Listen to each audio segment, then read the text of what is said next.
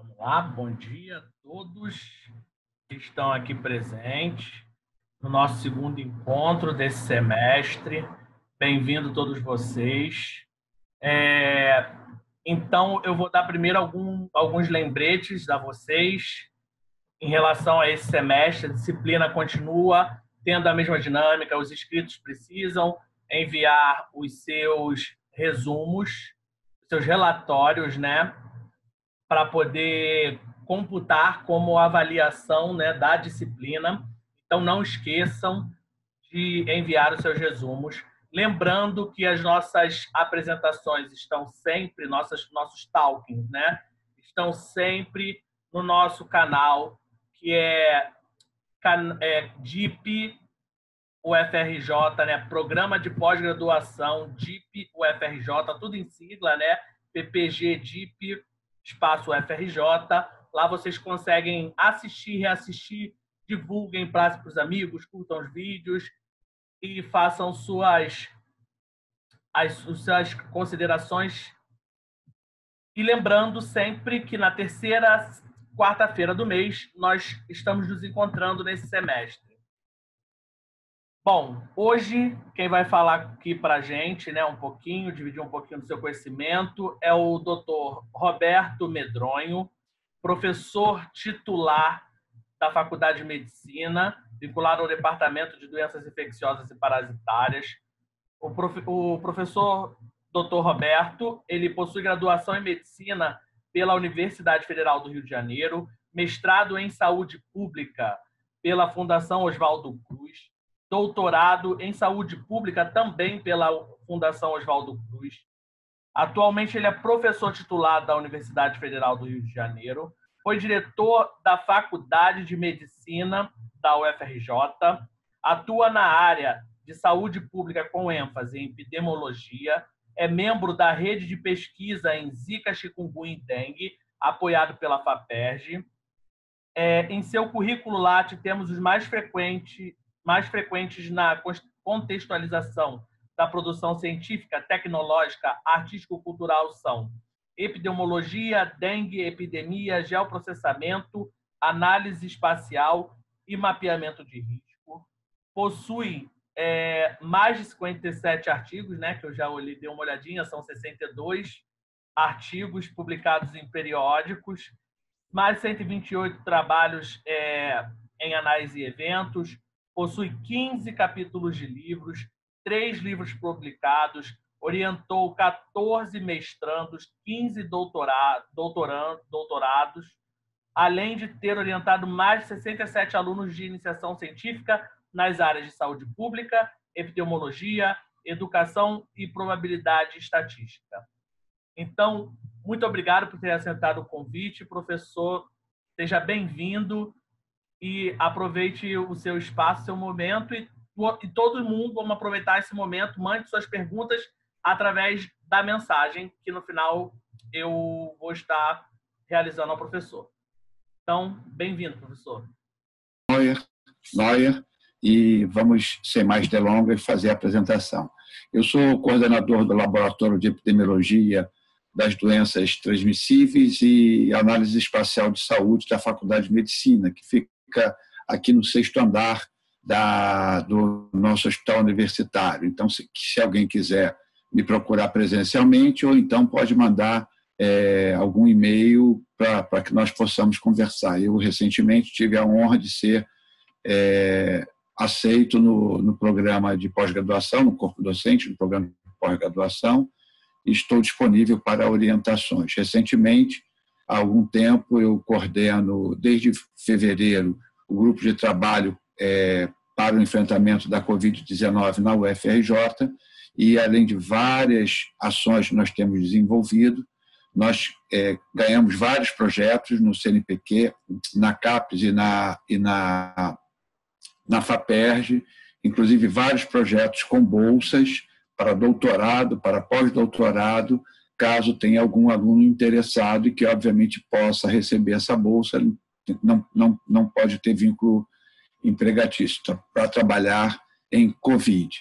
Eu vou mostrar aqui rapidamente algumas coisas que a gente faz e dar uma ideia para vocês, também bem breve, do que seria o geoprocessamento e análise espacial em saúde. Atualmente, ela já tem muito mais entendimento, né? Mas quando eu comecei a trabalhar com isso lá no início da década de 90, era uma novidade muito grande, e nós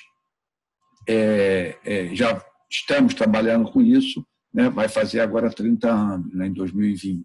Eu mesmo não me dei conta desse momento, mas vou tentar rapidamente mostrar para vocês o que é, né, o geoprocessamento, a análise espacial e algumas aplicações no DIP, para depois a gente podermos discutir eventuais dúvidas, não só da apresentação, mas também dos 2 artigos que eu elenquei para vocês. Um sobre uma modelagem no nível individual, e a outra uma modelagem ecológica utilizando as técnicas de análise espacial.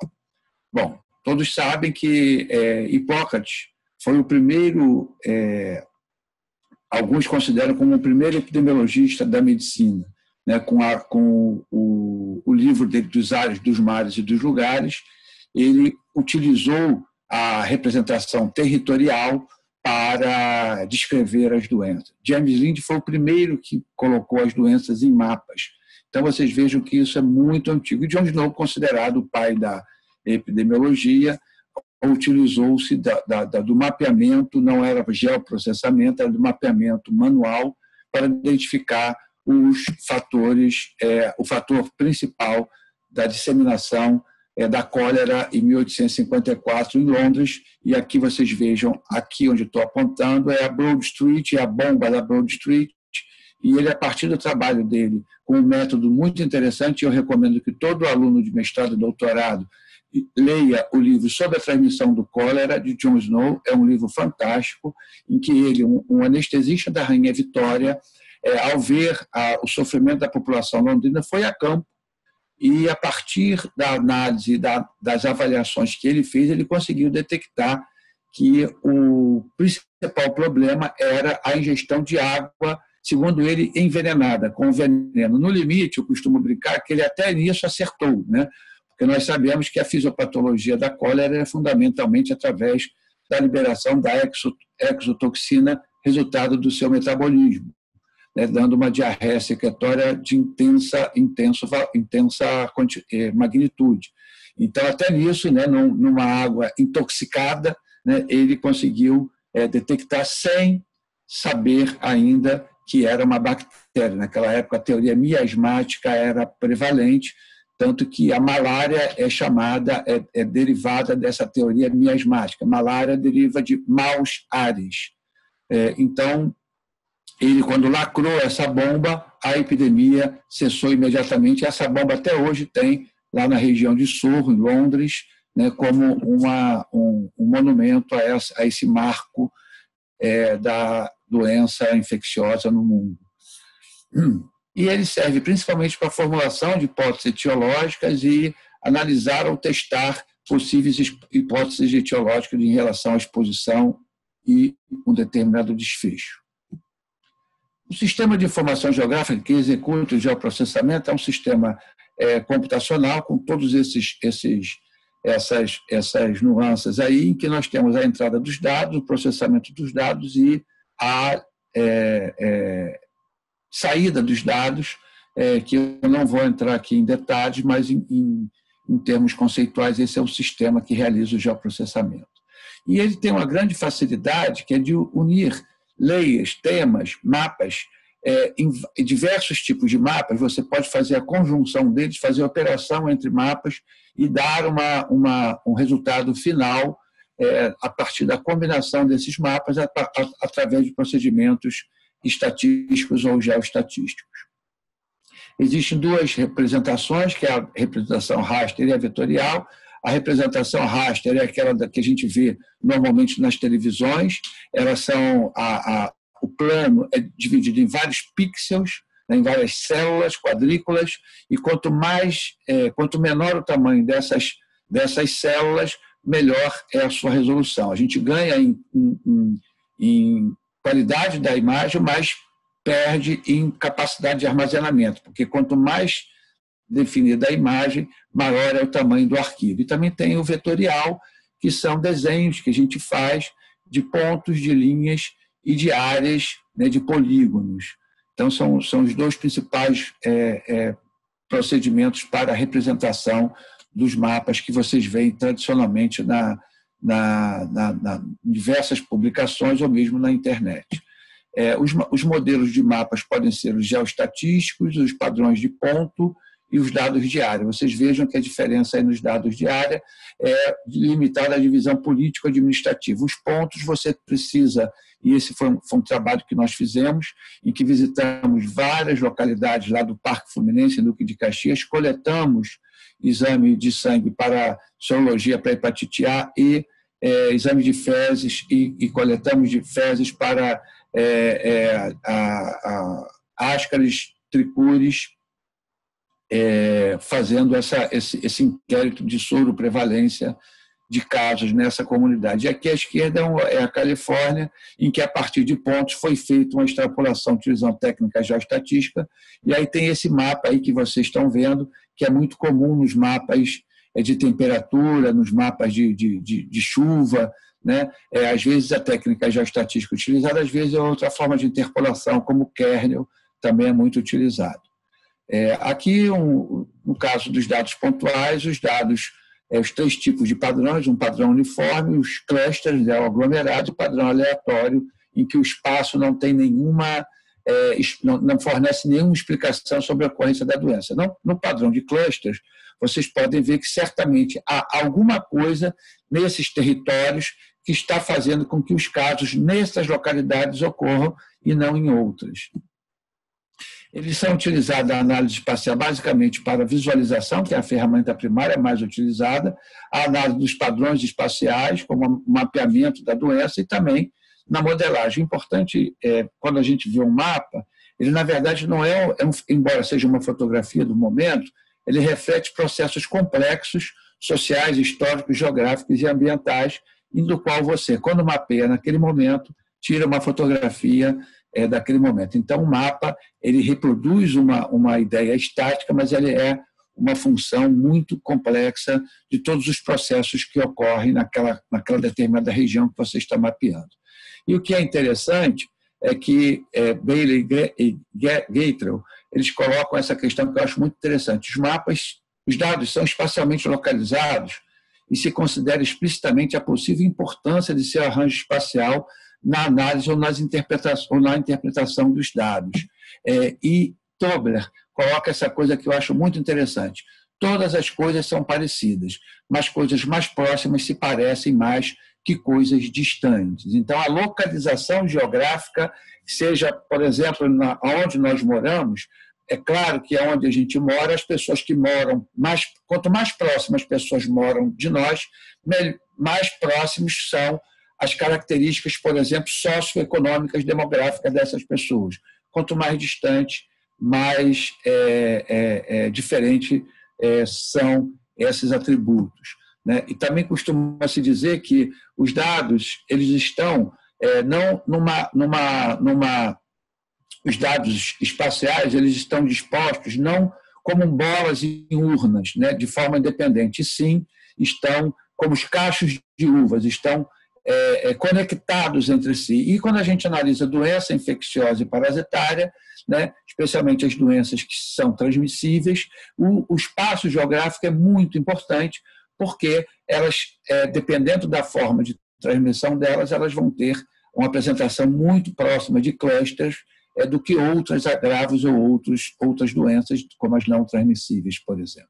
É por isso que a gente sempre procura avaliar a dependência espacial. Quando a gente faz o uso de modelos, como no artigo de H1N1 que eu mostrei para vocês, é o modelo clássico que a gente utiliza, em que o pressuposto é que aquelas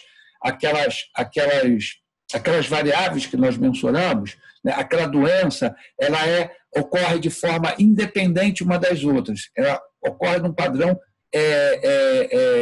aleatório, né? Esse é o preceito básico de qualquer modelo tradicional que a gente utiliza. Os modelos espaciais, eles não partem dessa premissa, que é uma premissa a priori errada para todos os modelos relacionados a doenças infecciosas, porque, do qual a relação que se estabelece entre as pessoas, as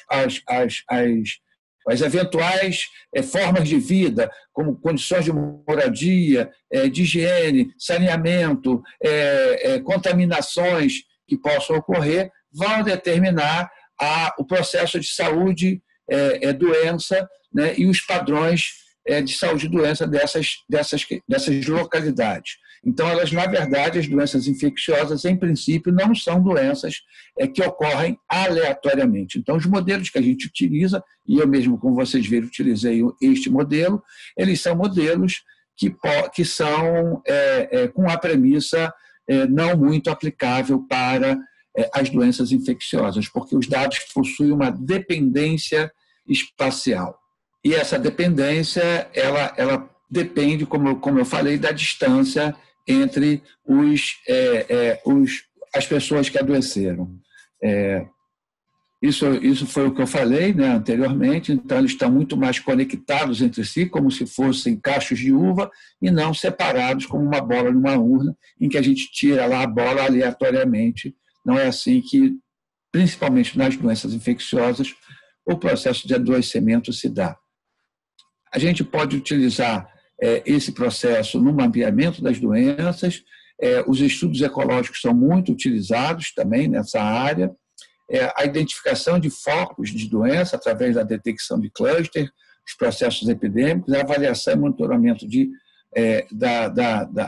problemas ambientais e até mesmo na utilização e na otimização da avaliação dos serviços de saúde. O geoprocessamento e a análise espacial serve muito, por exemplo, quando não é uma inauguração politiqueira, né, você utiliza essas ferramentas para tentar localizar otimamente qual é o local mais adequado em termos de acesso de um hospital, né, ou de uma escola. A gente sabe que muitas vezes os políticos gostam de abrir escolas na beira de grandes vias ou em lugares de grande visibilidade, mas esses nem sempre são os de melhores acessos à comunidade. Então, você utiliza desses procedimentos para tentar implantar o serviço no local que melhor tenha, em termos de acesso daquela comunidade que vai se beneficiar daquele serviço de saúde. E, como eu disse, George Box é um grande estatístico do século XX, foi ele que utilizou, ele era um químico e, a partir do momento que convocado pelo exército britânico para servir na Segunda Guerra Mundial, ele utilizou-se de alguns procedimentos, inclusive da curva Rock, que nasceu daí, para tentar identificar os sinais de códigos em alemão e, a partir desses sinais, decodificar que mensagem que os alemães estavam passando entre eles. E ele foi um dos grandes, a partir daí tornou-se um grande estatístico, né? Hoje nós temos o Box-Jenkins, os modelos de Cox-Boxes. Ele é realmente uma pessoa, foi aluno de Pearson, de Fischer, então é uma pessoa muito, muito conceituada, e ele diz isso: todos os modelos estão errados, alguns são úteis, e é verdade, porque quando você procura modelar, você modela não os dados, você modela os processos, e o modelo, na verdade, constitui uma ponte para a realidade, mas nunca e jamais conseguirão processar a realidade em toda a sua complexidade. Aqui algumas aplicações. Esse foi um trabalho que nós fizemos no Parque Fluminense. Aqui são setores censitários e a soroprevalência para hepatite A em menores de 10 anos. Vocês vejam aqui uma restituição aerofotogramétrica daquela região, que estava aqui, dessa região aqui, né, principalmente dos setores censitários 111 e 112. Aqui vocês têm essa configuração dessa região. Aqui a imagem em raster, em vetor, desses casos. Em vermelho, os casos de doença, de soro positivo, perdoe-me, em amarelo os soro negativos, e essa coisa bonita aqui em vermelho, né, parece até um riacho da Nova Zelândia, né, que que são azuis, lindos, maravilhosos, mas a realidade é que aquilo lá é um valão, que é este valão que está aqui, e aqui como não tem, água que gatos de água, tirados da tubulação, e aqui quando chove, esse valão aqui sobe, e esse PVC aqui, com o passar dos anos, ele está todo cheio de fissuras, então eu costumo dizer que o valão vai até a tua casa ou através da inundação ou através da contaminação do encanamento das águas. E, como resultado, nós fizemos uma análise geoestatística e nós temos isso aqui, do qual essa região aqui, coberta pelo valão, é a região com maior risco de termos hepatite A nesta comunidade. Aqui também uma outra região, aqui também tem um valão também, e essa região aqui sendo muito mais afetada do que essa aqui ao lado. E vocês vejam que, neste caso aqui, esses dois setores censitários, socioeconomicamente, são muito semelhantes, mas aqui o grande risco é a presença desse riachozinho que está aqui demonstrado. Esse também foi outro trabalho que nós publicamos. Também fizemos com máscaras lubricantes, aqui os procedimentos geoestatísticos para avaliação do risco da ascaríase naquela comunidade, também de tricúrides, também a mesma coisa. Aqui é outro exemplo. Fizemos também uma análise multivariada, publicada num periódico também, utilizando não só a doença, mas também algumas covariáveis associadas à doença, né? Como, por exemplo, a educação, a ter filtro na casa, não filtro como um indicador de que aquela água não vai proteger aquela pessoa, mas o filtro como indicação, um proxy de condição socioeconômica, porque quem tem filtro tende a ter mais cuidado e tende a ter até um nível socioeconômico um pouco melhor, porque nesta região muitas dessas casas sequer usam filtro. Então, o filtro aqui, na verdade, o filtro ele não filtra nada, só filtra as grandes impurezas, e as bactérias e vírus elas ultrapassam aquela porosidade dos filtros, né? Aqui foi mais um resultado. Aqui um outro que nós fizemos também de uma tese de doutorado, em que nós mostramos as áreas de maior risco para a dengue, né? Também mostrando que a dengue ela se expressa em várias, como é uma doença associada à densidade vetorial, em alguns lugares você terá maior risco de adoecimento do que outros, e normalmente os lugares são os lugares com vulnerabilidade socioeconômica. Aqui os dados de área, mostrando a taxa de incidência de Zika, que também é outra tese que nós orientamos, e vocês vejam que a Zona Oeste teve muito maior risco de adoecimento do que várias outras localidades do nosso município. Aqui esse trabalho que acabamos de realizar, submetemos a um periódico internacional sobre a Covid. Aqui a taxa de incidência de Covid, vocês vejam a região norte e centro-oeste muito atingida, toda a região costeira, né, nordeste e sudeste, inclusive região sul. Aqui são as capitais, né?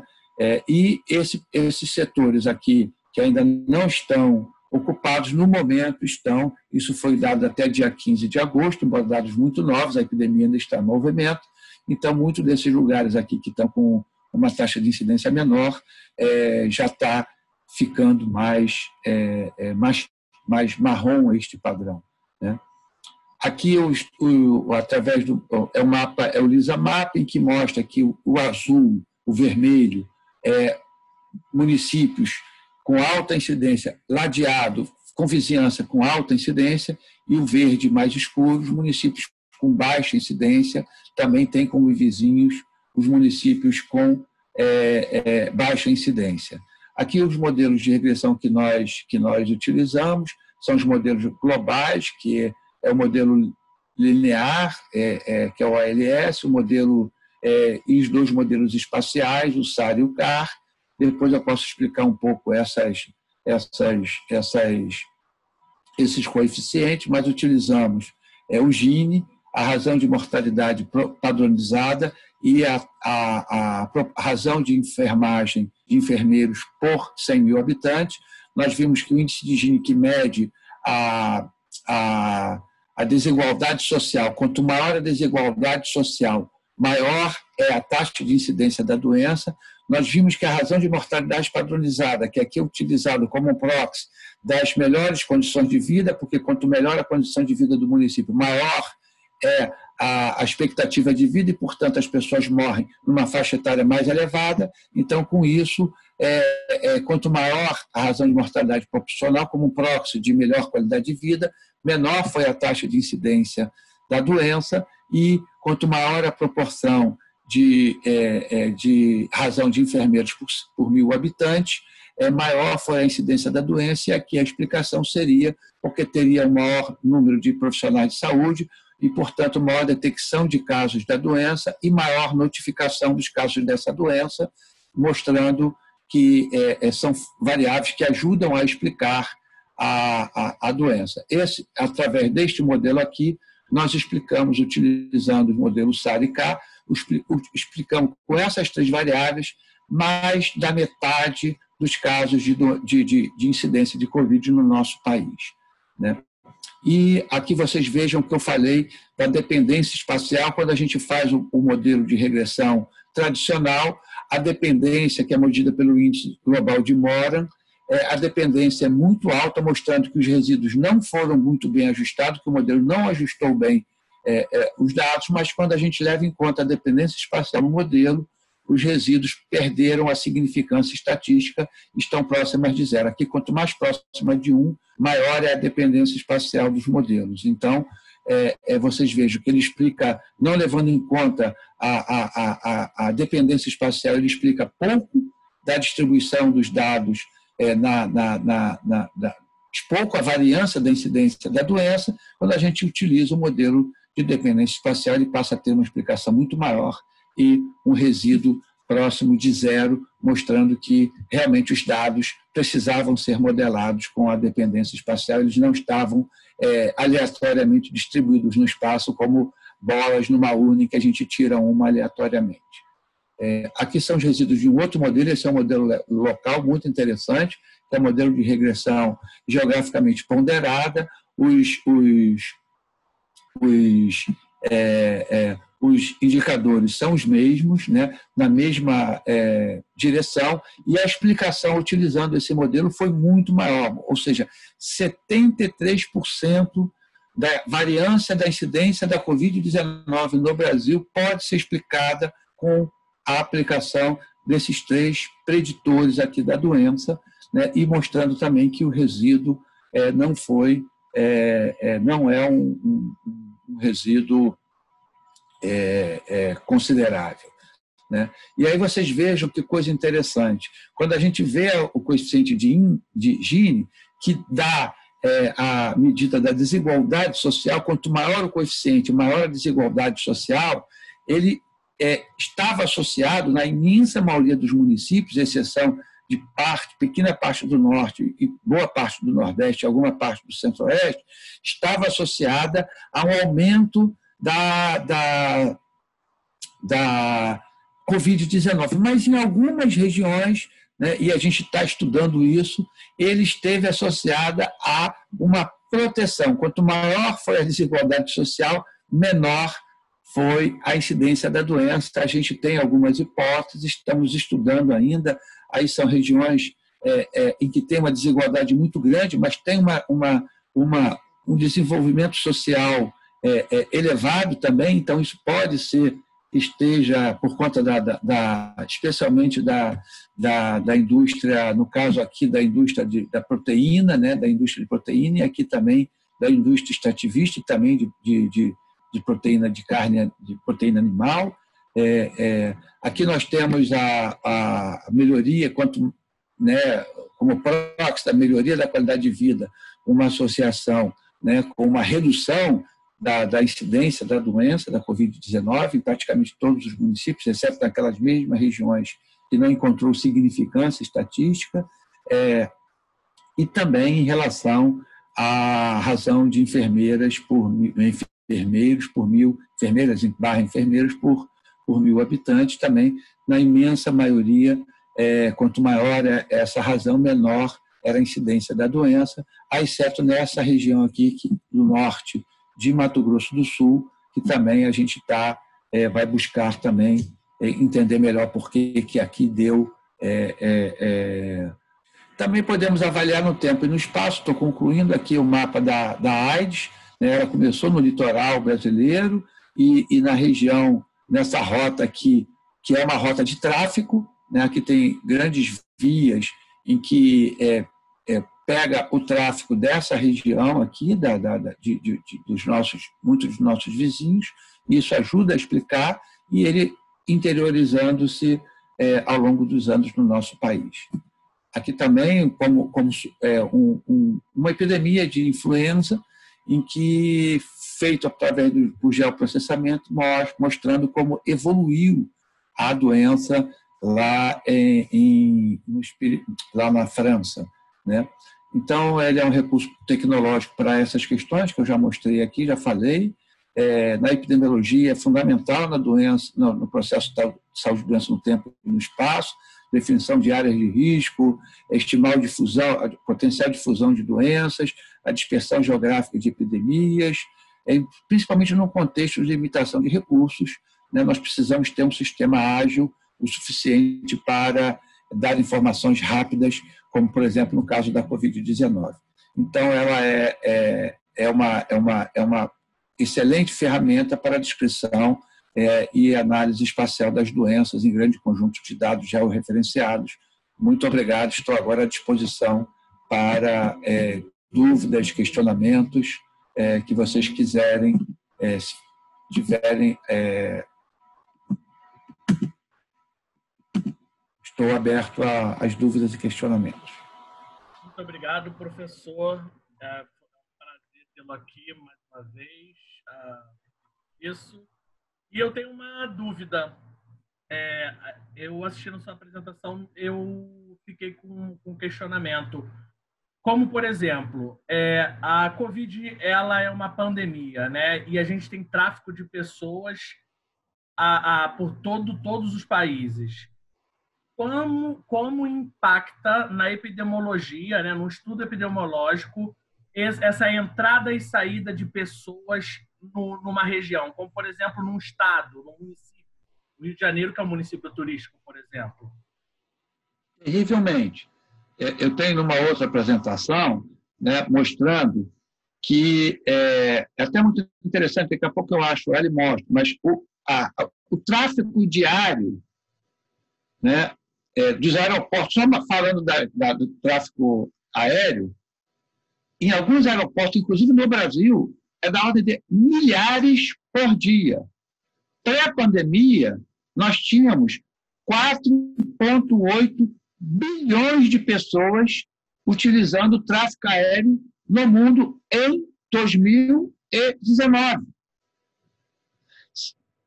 Na China, em 2019, 1,9 bilhão de pessoas andaram de trem. Então, a globalização ela é um negócio espetacular, muito legal, fantástico, mas também a gente carrega vetores e patógenos. Quando a doença, e eu quando conversei com a professora Denise, a nossa magnífica reitora, e ela imediatamente topou da gente criar o GT coronavírus, foi em fevereiro. Não tinha doença aqui no Brasil, foi logo no início de fevereiro. Mas quando eu li, em janeiro, que a doença poderia ser transmitida por uma pessoa assintomática ou então naquela fase pré-sintomática, em janeiro, eu falei assim, pronto, teremos pandemia, não há a menor dúvida. E aí uma província de Hubei, em Wuhan, né, a província de Hubei, lá no interior da China, acontece uma epidemia no mercado de carnes, né? Ali foi o epicentro da pandemia, rapidamente se espalha no mundo inteiro. Então, por quê? Porque as pessoas elas viajam a trabalho ou a passeio num período assintomático, uma doença de transmissão respiratória como essa, as cidades aglomeradíssimas, como são no mundo inteiro, inclusive no nosso país, dá no que dá. Então, por isso que as medidas de isolamento social e as medidas de suspensão do tráfego aéreo e terrestre foram fundamentais para abater a curva. E realmente abateu. Não do jeito que nós queríamos. Mas se nós não tivéssemos feito nada, a tragédia que foi dramática, está sendo dramática, seria muito pior. Então, a gente, quando pensa, né, em doença infecciosa, em doença transmissível, nós temos que pensar que neste mundo, obviamente eu espero que a gente tenha um outro mundo, né, porque é insustentável esse mundo que nós estamos vivendo, esse modo de produção, de dilapidação da floresta amazônica. Tem centenas de vírus na floresta amazônica que a gente não conhece, que estão lá circulando, e a gente já tem agora o Maiara Europus, que muitos de vocês já conhecem, que chegou agora, há 3, 4 anos atrás, uma epidemia de Maiaro em Goiânia. Então está chegando aqui. Eu tenho um aluno de MD-PhD pelo Programa de Saúde Coletiva, e junto com o professor Amilcar Tanuri, né, que tínhamos montado um sistema de vigilância, né, virológica para a detecção de Maiaro ou Oropus no Rio de Janeiro. Com a pandemia, obviamente, o aluno mudou o seu projeto e agora está trabalhando com a Covid-19. Nós estamos fazendo um mapeamento, um rastreamento da doença em 25 pontos no estado do Rio de Janeiro, né? E vocês terem uma ideia, já fizemos 4 ciclos desse rastreamento, RT-PCR e sorologia. A sorologia está em torno de 11% a 20%, dependendo do município. Agora, nos últimos 3, o quarto acabou de sair agora, nos últimos 3, o rastreamento do PCR estava em torno de 8%. Ou seja, nós ainda temos uma circulação de vírus ainda muito elevada, e agora que nós autorizamos, né, na Faculdade de Medicina a volta dos nossos alunos, ele está o rastreamento que fizemos nos alunos deu menor, deu em torno de 3,8%, né, de alunos com a Covid-19. Então, assim, quando a gente pensa em doenças infecciosas, em doenças transmissíveis, se nós não pensarmos da configuração atual do mundo, a gente não vai conseguir entender adequadamente o processo de saúde e doença nesse importantíssimo problema de saúde pública mundial. Década de 60, Diego, alguns estudos mostravam, e até tem publicações mostrando que com os antibióticos e as vacinas, teve o cirurgião maior lá dos Estados Unidos, chegou a falar o seguinte: vamos fechar o livro das doenças infecciosas, isso não será mais um problema no mundo. Lê do engano, né?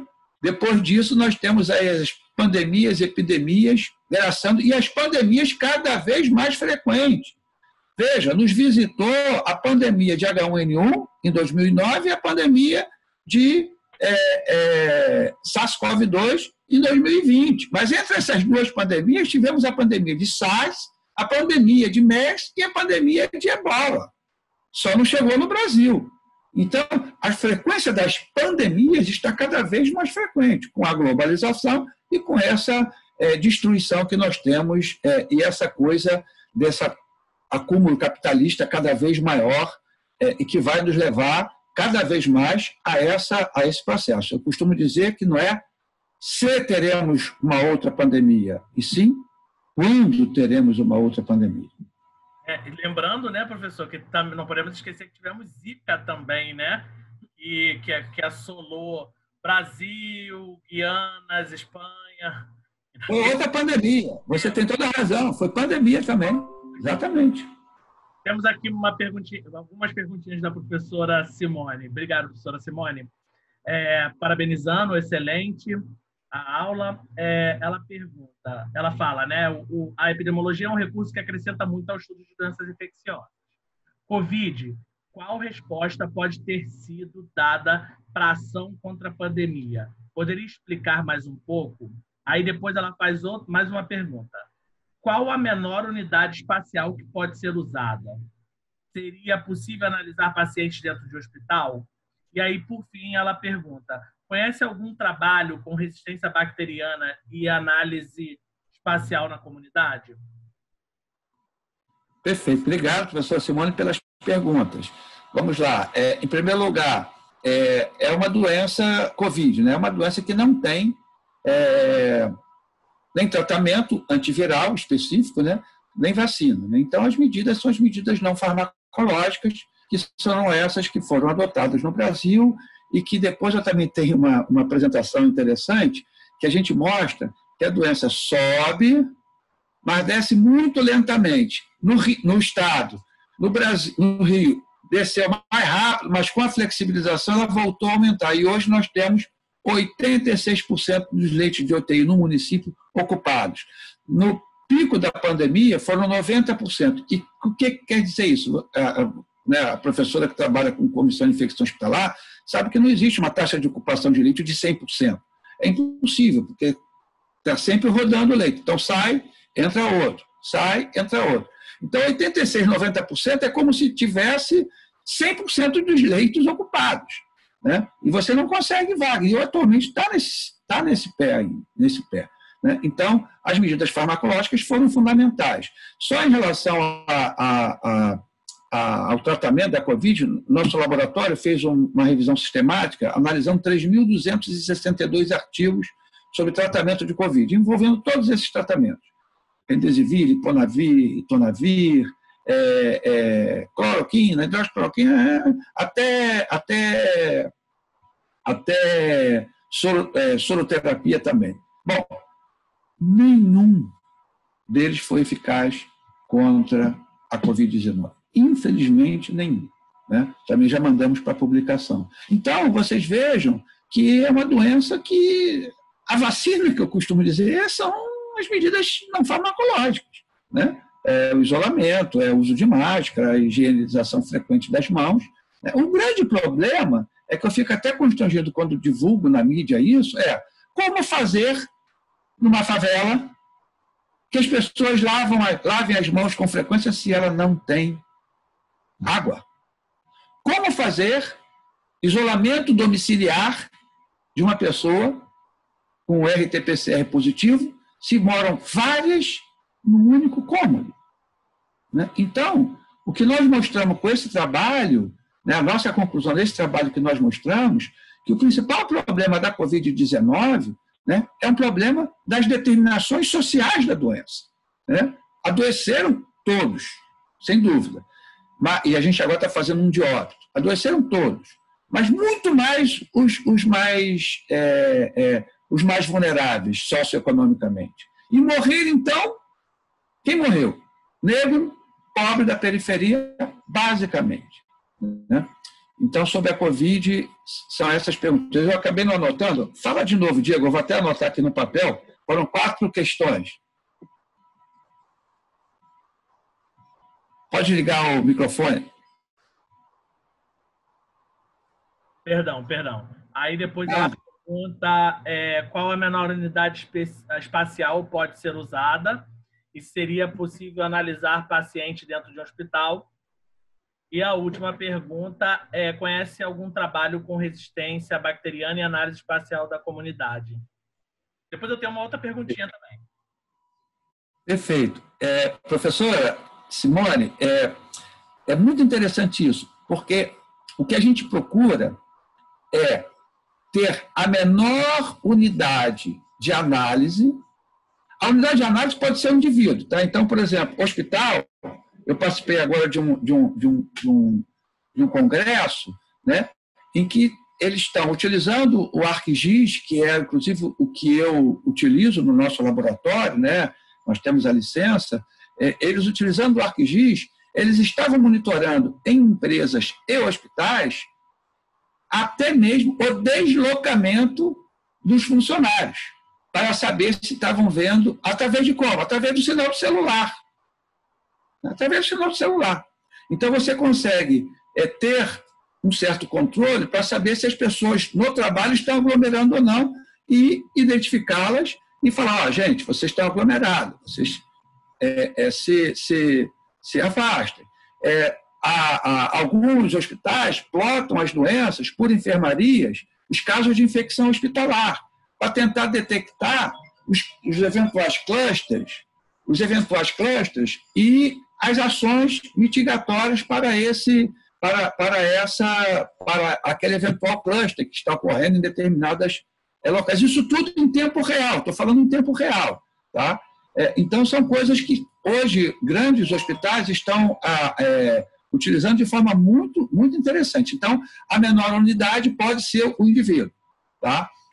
O grande problema, quando a gente trabalha com estudo ecológico, né, é a seguinte questão: quanto menor a unidade de análise, maior vai ser. E aí, por exemplo, o setor censitário é uma unidade muito interessante de análise, porque a gente tem os dados socioeconômicos e demográficos, né, nesta unidade de análise, eles são muito interessantes. Mas o grande problema é que, quanto menor a unidade de análise, para você calcular uma taxa, né, uma incidência, mais flutuação vai ter a tua taxa.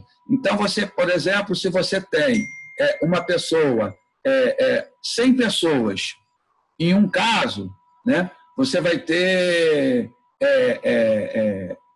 100 por 100 mil habitantes, percebe? Se você descobrir mais um caso, vai ser 2 por 100, vai ser de 100 para 200 por 200 por 100 mil pessoas, que dobra. Então, a flutuação em números pequenos é muito alta. Mas aí nós temos procedimento, nós temos o que a gente faz, que é o procedimento de suavização das taxas através do método bayesiano local, empírico local, que faz com que essa grande flutuação das taxas tenham uma maior estabilidade, além do que a gente consegue corrigir eventuais subnotificações. Porque, por exemplo, veja, você tem um setor, né? Tem uma determinada região. Vou fazer aqui, tentar fazer aqui. Tem aqui essa região aqui.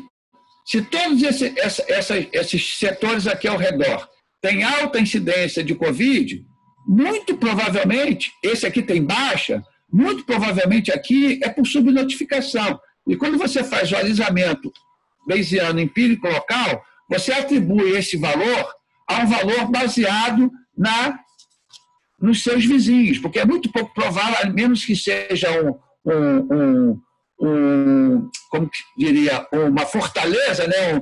um condomínio fechado que ninguém entra, ninguém sai, rodeado de favelas, a menos que seja isso, né? Aí tudo bem, você com este procedimento você consegue estabilizar as taxas e reduzir a subnotificação. Então, é o nosso paradoxo. Quanto menor a unidade, melhor, sendo, porque você vai ter áreas muito homogêneas e tende a ter áreas heterogêneas entre si, né? Mas você perde em instabilidade de taxas. E sobre doenças, micro-organismos droga resistentes, tem várias, inclusive tem alguns trabalhos. Eu estou orientando uma tese agora de droga multiresistente, de tuberculose multiresistente, em que a gente está analisando, já georreferenciamos todos os casos, tá? No endereço de porta, a gente tem aquela pessoa naquela porta, naquele endereço, então está no nível individual, e a gente vai tentar entender se há algum cluster dessa doença. Por quê? Porque eu tenho conversado muito com a Afrânio, que é um dos nossos maiores especialistas, né, da América Latina em tuberculose, e ele tem medido e tem aumentado muito clusters de micobacteriotuberculoses, drogas resistentes ou MDRs na comunidade. Então, o estudo nessa tese de doutorado é tentar identificar se a gente consegue detectar, através de técnicas de análise espacial, um possível cluster que aí a hipótese principal seria efetivamente de um possível contaminante ambiental. E aí nós estamos, junto com a Fran também, fazer o sequenciamento dessas bactérias e tentar identificar se são realmente a mesma cepa, a mesma bactéria. Obrigado, professor. Eu, assistindo a apresentação, surgiu uma curiosidade, né? tem aquele mapa da influenza na França ao longo do tempo, né? Depois o senhor fala também da arbovirose, né? Que o Maiaro sai da região amazônica, vem para a região central do país, ocupando outros espaços. A gente também tem isso para outras doenças causadas por vetores, né? No caso, artrópodes. E eu não vi nenhuma correlação do clima, porque, assim, uma coisa também que não pode ser esquecida é que, ao longo dos anos, ao longo das décadas, as condições climáticas do globo vêm se alterando drasticamente. O clima vai também estar influenciando na construção desses mapas epidemiológicos e eles podem ser também ponto-chave no entendimento dessas mudanças? Sem dúvida nenhuma, o clima é fundamental e nessas modelagens que a gente fez, a gente sempre bota temperatura, umidade relativa do ar e precipitação. Infelizmente, como eles são mensurados por hora, né? Eles são mensurados por hora. E tira-se a média mensal, e depois tira a média diária, que faz depois a média mensal. Então, acaba, como são médias, acaba que quando a gente analisa num modelo estatístico, acaba muitas vezes não dando significância, exatamente por serem médias. Aí acaba saindo do modelo. Mas ela é fundamental, todos nós sabemos disso. Inclusive, o aquecimento global, ele está trazendo um problema gravíssimo, que é, com o aquecimento, zonas temperadas que tinham um clima mais ameno, menos propício ao Aedes aegypti, passaram a ter mais casos de dengue, né? Por exemplo. E agora terão de zika e chikungunya. E zonas com maior altitude. Então, não só nos trópicos, mas também na altitude. Regiões que estavam num clima mais ameno por ficar numa altimetria maior, né, estão tendo vários casos pelo aquecimento. Por exemplo, na região serrana, os casos cada vez mais frequentes, epidemias de arboviroses, como se fora um clima semelhante ao do município do Rio de Janeiro. Então, isso é um lado dramático dessa questão. A temperatura para muitas doenças, elas são realmente fundamentais, né, e por isso temos essa sazonalidade.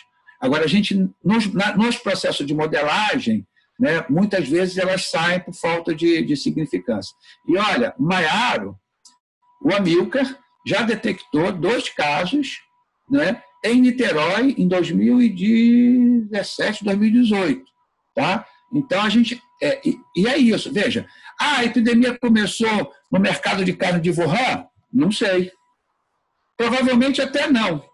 Provavelmente, como é que ela chega, atinge aqui, salpica um casinho aqui, um casinho ali, depois encontra um território altamente propício para haver grande reprodutibilidade, que foi o mercado de Wuhan. Ali foi o epicentro da pandemia. Mas já estão analisando outras regiões da China, identificando, por exemplo, em saneamento em esgoto, o vírus esgoto coletado muito tempo antes da pandemia de Covid-19. Então, é isso. Será que o Maiaro já está circulando? Deu maior confusão, né? O pessoal do Ministério ficou danado, a secretária estadual ficou danada com a Amilcar, né? Porque ele publicou esse dado, deu matéria no jornal O Globo, né? E o pessoal do Ministério, a tendência do governante, seja ele qual for, é sempre apagar. É aquela política de jogar para debaixo do tapete, achando que assim a gente resolve o problema. Que queríamos nós que fosse assim. Ao contrário, a transparência ela é fundamental para que a população esteja ao nosso lado para combater essas pandemias e essas epidemias. Bom, professor, eu só tenho a agradecer, obrigado por responder, por contribuir aqui imensamente com o seu conhecimento. Obrigado por ter aceitado o convite. Eu falo isso em nome da pós, até em nome da professora Simone. Obrigado a todos que estiveram aqui com a gente, participando, assistindo. Então, o senhor tem alguma consideração final, alguma coisa a dizer? O senhor disse que tinha bolsas disponíveis para pós-doc, para doutorado. Só Sim. que eu não lembro de ter visto o seu contato. O senhor disponibilizou. O último edital eu mandei para Simone, para ela divulgar. Não, esse vídeo vai para. Tá lá, medronho@medicina.frj.br. Perfeito. Tá lá no primeiro slide. Tá? E aí, quem quiser, a gente vai abrir agora outro edital agora em outubro, tá? Para doutorado e pós-doutorado. E provavelmente, no outro edital que nós ganhamos também, na FAPERJ, abriremos também outras bolsas para pós-doc e doutorado. E também para TCT também, para a área técnica também. O grande problema é no caso da saúde, né, diferente de outras áreas, ter emprego, né? Ter emprego é todo o diferencial. Não pode ter emprego. Né? Sim. Então, professor... Bom, o que eu queria dizer é que eu estou muito feliz de estar aqui, debutando, né, no programa, que me acolheu com muito carinho. Infelizmente, a gente, nessa pandemia, não está podendo se relacionar pessoalmente, mas eu admiro muito o programa de DIP. A professora Simone tem feito um trabalho espetacular, né, no programa. Da minha origem, eu sou pediatra de formação, né, minha primeira residência foi em pediatria, atuei muitos anos no serviço de doenças infecciosas. Aliás, ajudei a criar o serviço de doenças infecciosas do HSE, e além do serviço de pediatria no HSE, eu sou aposentado de lá, né? E trabalhei anos e anos e anos com grandes infectologistas lá, com o professor Adilírio, com Jaqueline Menezes, com um time maravilhoso. Aprendi muito da área de infectologia lá, atuando na infectologia por muitos anos, e também sou epidemiologista, né? Então eu procuro juntar essas três áreas que contribuíram para a minha formação para fazer as minhas pesquisas. E eu tenho, assim, o que eu mais gosto de fazer é dar aula, o que eu mais gosto de fazer é orientar alunos. Então, eu estou à disposição, não só para orientar eventuais colegas, alunos que queiram, ajudar na orientação de outros que queiram compartilhar e também ajudar em dúvidas na área de epidemiologia, estatística, que um ou outro aluno possa ter. Será um prazer atendê-los. Tá? Muito obrigado por tudo. Obrigado, professor. Uma boa tarde a todos. Tchau, tchau.